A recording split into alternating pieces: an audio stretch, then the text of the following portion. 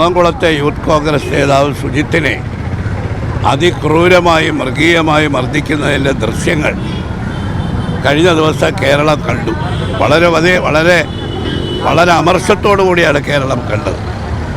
സുജിത്ത് നടത്തിയ നിയമ പോരാട്ടം, വിവരാവകാശ നിയമത്തിലൂടെ അദ്ദേഹം നടത്തിയ നിയമ പോരാട്ടത്തിൻ്റെ ഫലമായിട്ടാണ് 2.5 വർഷത്തിന് ശേഷം ആ ദൃശ്യങ്ങൾ പുറത്തു വന്നത്.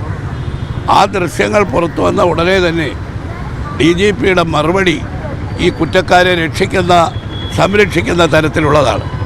ആ ദൃശ്യങ്ങൾ പ്രഥമ ദൃഷ്ട്യാ അതിൻ്റെ അടിസ്ഥാനത്തിൽ ഇവരുടെ പേരിൽ ക്രിമിനൽ കേസെടുത്ത് ഈ പോലീസുകാരെ ഉടൻ തന്നെ സസ്പെൻഡ് ചെയ്തുകൊണ്ട് അന്വേഷണം നടത്തേണ്ടതാണ്. ഇത്രയും ക്രൂരമായ, ഇത്രയും നിർദ്ദയമായ മർദ്ദനം നടത്തുന്ന ക്രിമിനലുകളെ കാക്കിയിട്ട ക്രിമിനലുകൾ എന്നാണ് പോലീസുകാരെന്നല്ല വിളിക്കേണ്ടത്. അവരെ ഒരു നിമിഷം ഈ പോലീസ് സേനയിൽ വെച്ചുകൊണ്ടിരിക്കാൻ പാടില്ല.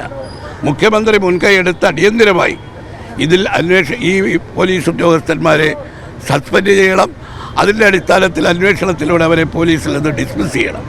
അതിന് തയ്യാറാവുന്നില്ലെങ്കിൽ പ്രതിപക്ഷ നേതാവും KPCC പ്രസിഡൻറ്റും എല്ലാവരും പറഞ്ഞിട്ടുണ്ട്, ഇതിനെതിരായി ശക്തമായ നിയമ പോരാട്ടവും രാഷ്ട്രീയമായ ശക്തമായ പോരാട്ടവും നടത്താൻ കോൺഗ്രസ് പ്രതിജ്ഞാബദ്ധമാണ്. ഒരു നിമിഷം പോലും വൈകാതെ ഇവർക്ക് മാതൃകാപരമായ ശിക്ഷ നൽകിയില്ലെങ്കിൽ പോലീസിൽ ഇതുപോലുള്ള ക്രിമിനലുകളുടെ അഴിഞ്ഞാട്ടമാണ് ഇനി ഉണ്ടാവാൻ പോകുന്നത്. വളരെ ഗൗരവമായിട്ടാണ് ഈ ക്രൂരമായ മർദ്ദനത്തെ ഞങ്ങൾ കാണുന്നത്. അടിയന്തര നടപടിക്ക് മുഖ്യമന്ത്രി മുൻകൈയെടുക്കണം. അവിടെ ശക്തമായ പ്രതിഷേധവും സമരവും നടക്കുകയാണ്. കുന്നംകുളത്ത് DCC ആണ്. അത് പരിഹാരം ഉണ്ടാകുന്നില്ലെങ്കിൽ അത് വളരെ വിപുലമായ തലത്തിലേക്ക് ആ പ്രതിഷേധവും സമരങ്ങളും മാറും.